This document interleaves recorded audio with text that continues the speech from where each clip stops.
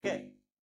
ఈరోజు ప్రభాత వెలుగుకు సంబంధించిన కొన్ని హెడ్లైన్స్ అనేది ఇక 65.49 లక్షల ఎకరాలు వరి నాట్లు చివరిలో ఆదుకున్న వర్షాలు ఇక ప్రాజెక్టు నుండి పారుతున్న కాలువలు ఈసారి 5.12 లక్షల ఎకరాలు వరి సాగులో నల్గొండ టాప్ ఇక 1963 ఎకరాలు చివరి స్థానంలో ఆదిలాబాద్ వరి సాగులో రాష్ట్రంలో ఆల్ టైమ్ రికార్డ్ సాధించి ఈసారి కాలం కలిసి రావడంతో ఎన్నాడు లేనంతగా రైతులు 65.49 లక్షల ఎకరాలు వరి నాటు వేశారు. ఇక 23 వానాకాలంలో సీజన్ లో ఇక 65 లక్షల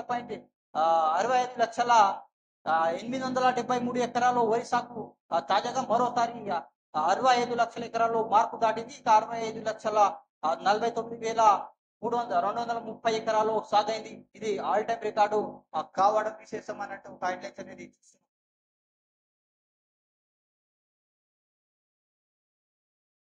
ఇక ప్రతిష్టాత్మకంగా మూసి ప్రక్షాళన నది పరివాహక ప్రాంతాల్లో చారిత్రక కట్టడాలను టూరిస్టు ప్లేస్లుగా మారుతాం. సీఎం రేవంత్ రెడ్డి అసెంబ్లీ భవనాన్ని పునరుద్ధరిస్తున్నాం. ఇక అందులోనే కౌన్సిలింగ్ కుర్చీలు ఏర్పాటు చేస్తామని వెల్లడి.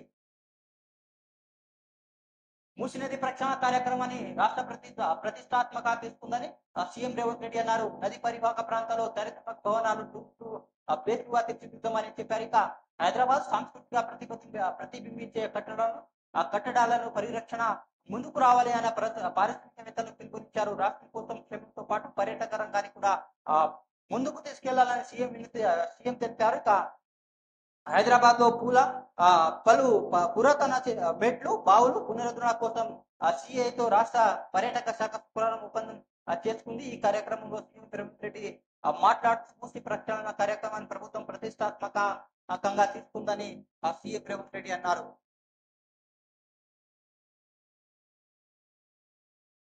ఇక నిర్వాసితులకు 15 రోజుల్లో ఉపాధి ఇప్పటికే 15,000 దాకా డబుల్ బెడ్రూమ్ ఇళ్లు కేటాయింపు. SC ST BC minority corporation పై టైప్ ఆఫ్ చేసి అర్హులకు పథకాలు. ఇక స్టూడెంట్లకు అకాడమిక్ ఇయర్ డిస్టర్బ్ కాకుండా తరలింపు ప్రక్రియ. ఇక ఎన్జిఓలతో సహకారంతో స్కూల్ మ్యాపింగ్ స్టూడెంట్లు అడ్మిషన్ ఇక అత్యంత పారదర్శకంగా తరలింపు పునరావాస ప్రక్రియ పూర్తి చేస్తాం అంటున్న అధికారులు. ఇక Musi river front development corporation MD Danakishore వెల్లడి. ఇక మూసీ రివర్ ఫ్రంట్ అభివృద్ధి పై ఎన్జిఓలో సమావేశమయ్యారు అధికారులు.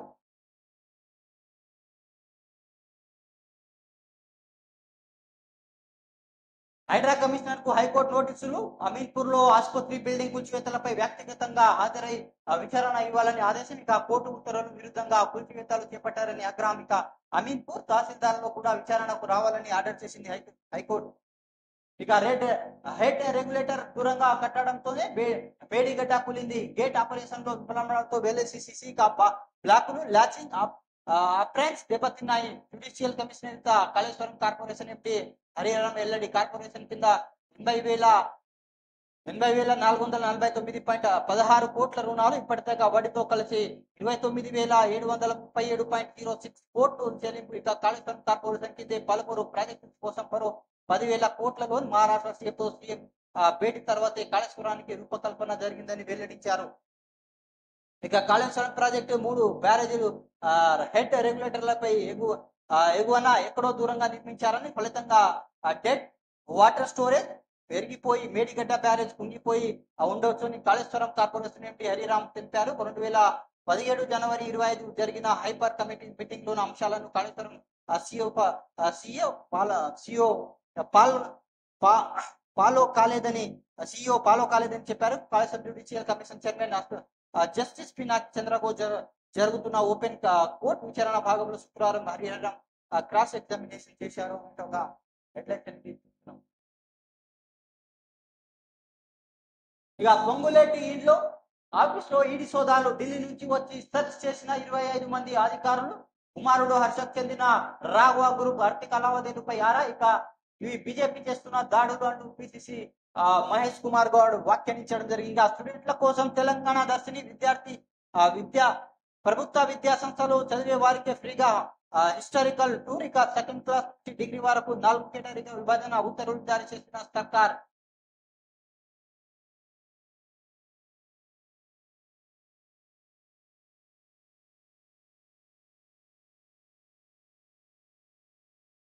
ఇక మూసి సర్వేకు అడ్డంకులు.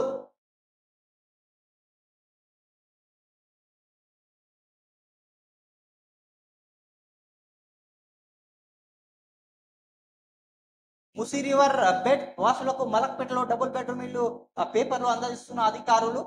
పలు చోట్ల టీమ్స్ లో అడ్డుకున్న కొందరు స్థానికులు లీడర్లు.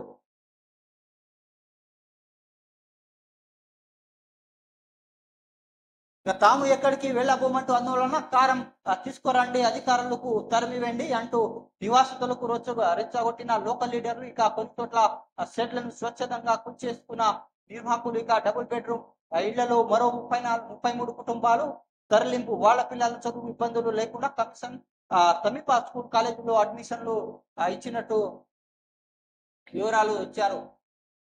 ఇక మూసీ రివర్ బెడ్ రెవెన్యూ అధికారులు చేస్తున్న సర్వే 2 రోజులు శుక్రవారం కొన్ని చోట్ల అడ్డంకులు ఎదురయ్యాయి. ఇక సర్వేకి వచ్చిన అధికారులు కొందరు స్థానికులు లోకల్ లీడర్లు అడ్డుకున్నారు.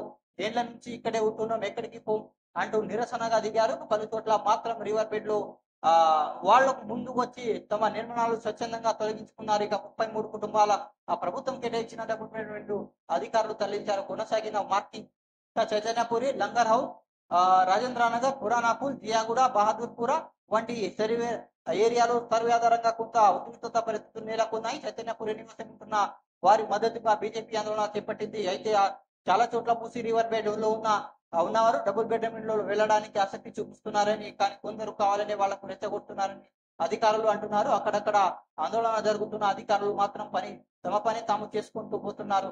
రాజేంద్రనగర్ మండలం మూసీ రివర్ బెడ్ లో 300 ఇళ్లు ఉన్నట్టు గుర్తించి ఇప్పటికే 150 ఇళ్లకు రెడ్ మార్క్ వేయగా ఉత్తరారం మరో 57 ఇళ్లకు మార్క్ చేశారు. రంగారెడ్డి జిల్లా 57, మడ్చెల్లో 111 ఇళ్లకు రెడ్ మార్క్ చేశారు అన్నట్టు ఒక హెడ్లైన్స్ అనేది చూస్తున్నాం. కూల్చివేతపై బీజేపీ బీఆర్ఎస్ తలో మాట. హైదరాబాద్ కాపాడుకుంటే అక్రమణాలు కట్టడాలు కూల్చివేసిన అప్పట్లో కేసీఆర్ వాక్యాలు 28,000 కట్టడాలను తొలగిస్తాం, అడ్డు పడవద్దని హితూ. ఇక ఇప్పుడేమో బుల్డోజర్లకు అడ్డుపడతామంటున్న కేటీఆర్. ఇక హైదరాబాద్ బీజేపీ ఎంపీలు రఘువనందన్, అరవింద్ కొండ మద్దతు. ఇక పూర్తి కూల్చివేతల వ్యతిరేకంగా బీజేపీ మరో ఎంపీ ఇటెలా ఆందోళన అంటూ ఒక హైలైట్స్ అనేది చూస్తున్నాం.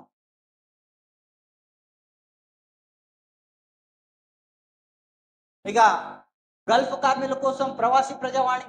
విదేశీ జైళ్లలో మగ్గుతున్న తెలంగాణ కార్మికుల కోసం ప్రజా భవన్ లో స్పెషల్ కౌంటర్ సర్కారు ఏర్పాటు చేసింది. శుక్రవారం ప్రజాభవన్ లో మంత్రి పొన్నం ప్రభాకర్ ప్రవాసీ ప్రజా వాణి కార్యక్రమం ప్రారంభించారు. ఉపాధి కోసం వెళ్లిన వారు అక్కడ మృతి చెందితే కుటుంబ సభ్యులకు ₹5 లక్షల ఎక్స్‌గ్రేషియా ఇస్తామని మంత్రి వెల్లడించడం జరిగింది. ఇది ప్రభాత వెలుగుకు సంబంధించిన కొన్ని హెడ్లైన్స్ అనేది చూసినా. Please subscribe, like, comment and share my channel. Thanks for watching.